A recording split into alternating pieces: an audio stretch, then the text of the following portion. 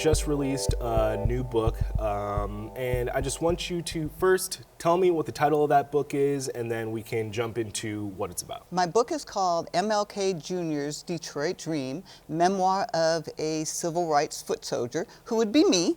And basically, it's a children's history book, but there's a sneaky little secret with it. And that is, it's also a memory book for seniors or the baby boomers who actually experienced the civil rights time. And especially this 5-year period that I talk about in the book, which is between when Martin Luther King came to Detroit and walked down or marched down Woodward Avenue, and it goes through his assassination. And that was only 5 years, but that 5 years was packed so much with so many things happening in the civil rights movement. It boggled my mind. I said, oh, I didn't realize all that happened during that time. So hopefully it's something that, a grandmother or grandfather can, when they're babysitting for the kids and say, okay, I brought a book, come in here, come and listen to this. And as they're reading the book, hopefully it'll bring back their own memories and they can tell their grandchildren what they were doing at the time. Why did you decide to put this story into a book? Well, basically, I'm a historian, as well as a broadcaster, as well as a lot of other things.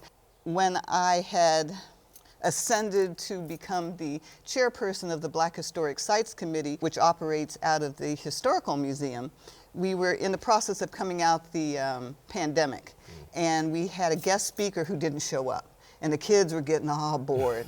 And it's like, well, let me tell them about when Martin Luther King came to Detroit. So I just went up, and I'm a little animated, if you can tell, and I started telling the story about how my dad tricked me into going to this parade, and we got all dressed up, and I'm wondering, why are we getting dressed up to go to a parade? And it ended up being the march, Martin Luther King's march here in Detroit. And it hit me.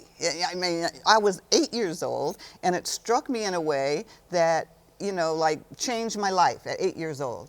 And so I was telling the story to the kids, and they, and it wasn't really saying exactly what he was saying, but my feelings, no, we overcome. It's like, what is all this coming down the street? And so by the end of this, I had these group of little kids, we were marching around the museum singing, we shall overcome. And I'm thinking, and these are white kids, and I'm thinking, if you make a story or you make history interesting so that people can identify with it, then they won't dislike it. And so I started writing my book, and I didn't realize that so much happened between 1963 and 1968 when Martin Luther King was assassinated. Why is it important that you decided to tell this story from the perspective of a child and not just talk about what happened to you as a child? Because I didn't want to lecture, because so many times you're in a lecture, okay, and this is what happened in 1963, and oh my God. But the whole dynamics between a child and a parent, as a parent is trying to teach them something about history which is being made today, similar to what's happening today. So I hope you parents out there are taking your children aside and explaining something to them. They'll appreciate it later. Are there parallels that you see today that were happening back then, and how would you suggest that parents talk to their kids about those things today?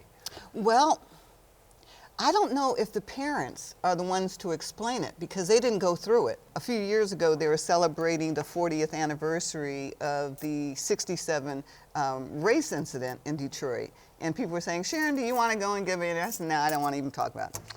No. But then I realized that you have to talk about it and let the young people know, because what's written in these history books ain't necessarily so. So you need to go and talk to the people who actually experienced it so that you can have an understanding of what it was like to be there. You've done a lot so far, and I think this book is a great addition to the things that you've achieved. What's next? Well, I do have 6 other books that are waiting to be published. One is a novel, and I'm so thrilled with the novel because the novel is dealing with Black history in Detroit that has not been exposed yet. Watch One Detroit, Thursday at 7:30 p.m. You can find more at onedetroitpbs.org or subscribe to our social media channels and sign up for our One Detroit newsletter.